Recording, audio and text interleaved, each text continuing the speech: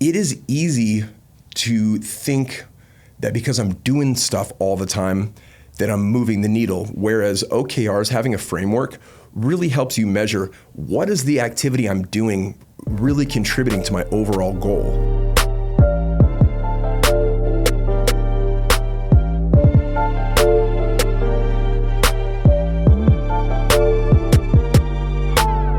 Welcome back to Struggle and Strive. My name is Esther Wallace. I'm your host. Today, we are moving right through the series on goal setting and priorities. Today, we are going to be covering OKRs. Now, if you don't know what OKRs are or what that acronym stands for, it stands for Objectives and Key Results. This is a goal setting framework, and we're going to unpack where it came from, what type of people have used it, and how it works so that you can apply it not only to your business, but to anything in your life. So OKRs, the foundational concept came from a guy named Peter Drucker in the 1950s. They were called MBOs, Management by Objectives. Flash forward into the 1970s and the early times of Intel in Silicon Valley, they were growing into a pretty big organization, and a guy by the name of Andy Grove, who eventually led that company for many years, he wrote a book about management, which is, heralded by many people as like the Bible on management. He sort of took the MBO structure and created more of a formal OKR structure. It's more about managing focus, alignment, and accountability in rapidly growing teams, getting everybody rowing the same direction, and also transparency about goals, not just entirely top down, but really giving the entire team a framework where everybody can see what everybody's doing, everyone can see how everyone's role contributes to the entire objective. He's the one that came up with them. A guy by the name of John Doerr, a venture capitalist and early employee at Intel, popularized OKRs after introducing it to a very tiny tech team working in a garage in 1999 called Google. So if you haven't read his book, Measure What Matters by John Doerr, it is excellent. It provides a comprehensive overview of how this thing works. It's a lot of anecdotes, a lot of stories, and it's an absolute must read if you are an entrepreneur, if you are an executive, if you are early in your career and you want to build something great. I absolutely recommend read Measure What Matters. Okay, now that we've kind of talked about where it comes from, let's talk about some of the organizations that have used it. So I already mentioned Google. They adopted it very, very early on. Other companies like LinkedIn, Twitter, Slack, Spotify, Airbnb, Target, BMW, all successfully implemented OKRs in their businesses. So this isn't some weird fringy thing out on the fray. This is really mainstream in large corporations and inside of teams that want to move the needle of progress forward in whatever your company's mission is. So it's been used by a lot of the big boys, including nonprofits, educational institutions, you name it. How does it work? First, you start with an objective, something clear, something qualitative, and something inspirational. Answers the question, what do we want to achieve? So the objective is the what, whereas the key results are the how. So the key results are the specific and measurable outcomes that define the success of the objective. So we achieve this objective because these key results. That's what instantiated our objective. It answers the question of how we will measure success. So here would be an example of an OKR. An objective could be increase customer satisfaction. So our key results are going to be achieve an NPS score, a Net Promoter Score of 80 plus. We're going to reduce customer service response time to under 1 hour, and we're going to resolve 90% of support tickets within 24 hours. So those are measurable key results that instantiate the objective of increased customer satisfaction. Because you just say increased customer satisfaction, it sounds a little ambiguous. So we want to put some definition to what does that mean. And you can use this for anything. It doesn't have to just be centered in business. I think business is the most ready application, but my wife and I do this in our personal lives, and I'll unpack that in a moment. Attributes of OKRs, they should be ambitious, yet realistic, encouraging stretch goals while ensuring the progress is achievable. So when we talk about stretch goals, it might have been Tony Robbins I heard years ago in one of his books talking about our ability to stretch and grow. If you imagine a child learning to walk, how long do you let your child attempt to learn to walk before you just stop them and say, nah, you failed too much? The answer is never. My child's going to walk, right?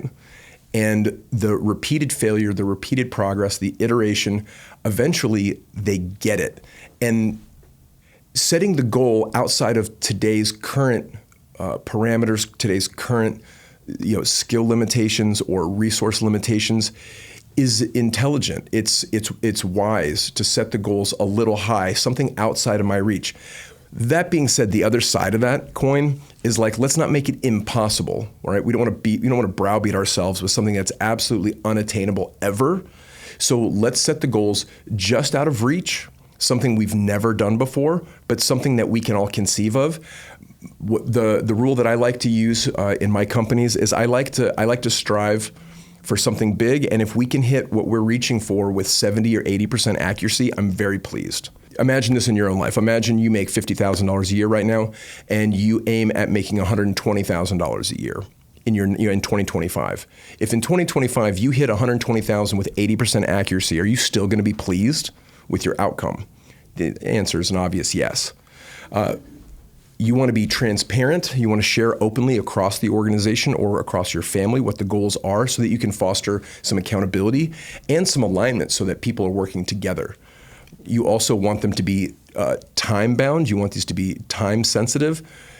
The OKRs are generally done in 90-day frameworks, a 90-day cycle. So we do quarters. I'm going to break down in the next section really how we timeline everything. For now, I really just want to plant the seed of what OKRs are and sort of how they work. So an OKR cycle looks like set goals, like the leadership sets top-down, like top-level objectives, and then the team aligns all of their OKRs to try and meet that objective. Let me give you another example of how it can go even further. You can set an objective. You can make it a top-line revenue objective, let's say, for your business or your practice or whatever you got going on. Let's say you're a trainer and you have a small boutique gym and you've got a revenue goal of $100,000 this month, right? You want to build $1 million business. So you want to bring in $100,000 in revenue. So what are the key results that make that happen? That in your mind should make that happen? It's so many signups, it's so many sessions, etc. Then you can take those key results and they can become their own objectives. Making sense? Because those can be broken down into their own key results that help support those. The next piece beyond that would be assigning timeline, like a deliverable date, and ownership within your team. Now, if you're just starting out and it's just you're going to be owning all of these. And believe me, I know what it's like to run a startup with no money, completely bootstrapped, and to be the CEO and the janitor and everything in between. If that's where you are, these are all going to be yours. If you've got a team, and I hope that you do, then you're going to be signing ownership, and hopefully based off of skill set, experience, etc. If you have a really large team, let's say 50 or more, now you're going to be breaking down into departments, and you're going to have more of a leadership, like a centralized management structure. That's where you're doing OKRs with your leadership team, and then they're disseminating down into their teams so that their teams can come up with with KRs rather, to meet the objectives that they're handing to them. Benefits of OKRs: you're going to get focused. It ensures that the organization prioritizes the most critical work first and lets the busy work go by the wayside. Activity doesn't necessarily equal outcome, and I think that's really important to remember when you're working on a new project, whether it's getting in shape, losing 20 pounds, seeing your abs for the first time, getting your business to $1 million in revenue in a year, whatever your objectives are. It is easy to think that because I'm doing stuff all the time that I'm moving the needle, whereas OKRs, having a framework, really helps you measure what is the activity I'm doing really contributing to my overall goal.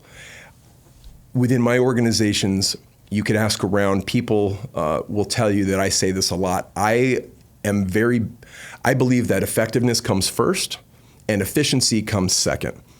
I revere efficiency. I absolutely believe that Whatever you're building should work well. It should have SOP, right? Standard operating procedure. It should have policy and procedure. It should have a templated way that we do things so that it can become modular, so that your business can scale, so that you can train effectively, so on and so forth. That being said, you could take something that doesn't work very well and make it efficient as shit, and it's not gonna accomplish your goals. So I believe in effectiveness first, even if, especially if you're in a startup, if what you're doing you've never done before and you're attempting to get your gym to $100,000 in revenue, I would suggest trying everything conceivable that's going to help you move the needle, even if it's hyper inefficient. If you can reach the goal, you can then go back and say, okay, what were the things that really helped make this work? And what are the things that were just a waste of time?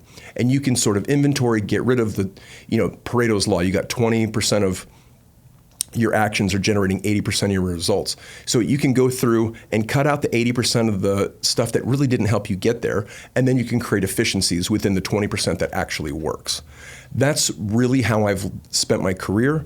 I really believe in living in the 80%, in the 20% and getting rid of the 80%. I believe in doing that inventory as often as possible. And I believe in listening to market reflection. What is working? The market will tell you what's working. If you're selling something, if you're providing a product or a service, the market's going to tell you what's working. Your customers are going to tell you what's working.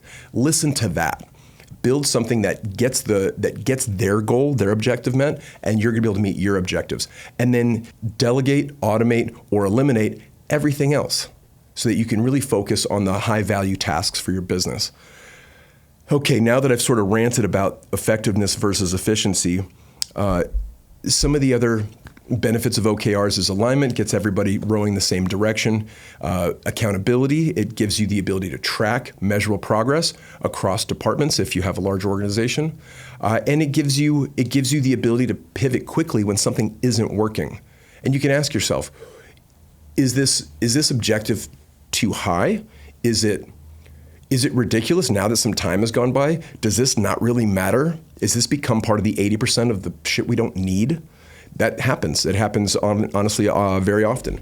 We'll come up at our January annual session. We'll come up with a couple of 2-3 main objectives for the year. We'll come up with all the KRs that are going to help instantiate those goals. And a quarter in or midway through the year, we realize that some of the stuff that we came up with was just shit we threw against the wall and really isn't going to stick. And that's not only is that okay, I would encourage you to be very aware of that because that's part of the process. None of this stuff is perfect. This isn't about perfection. This isn't about perfectionism. This isn't about building something that's the ideal. It's about chipping away at something so that it could be ideal, if that makes sense.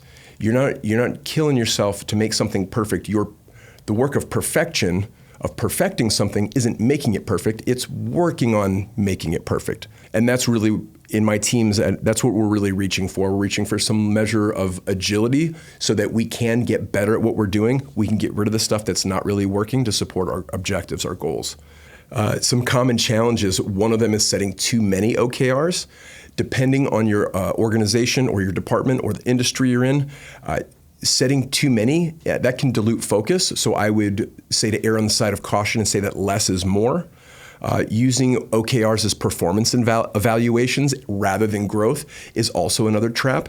This isn't how you necessarily gauge a performance review, like, oh, you didn't meet your OKRs. Like if you're setting stretch goals, nobody's really hitting their OKRs with 100% accuracy. If you are, your objectives are too low.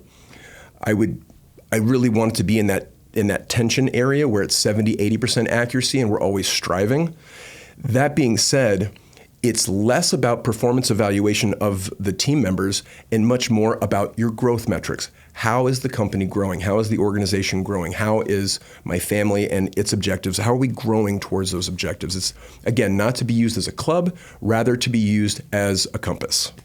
Tips for effective implementation: start with a small pilot team if you're in an organization before you scale across the entire business.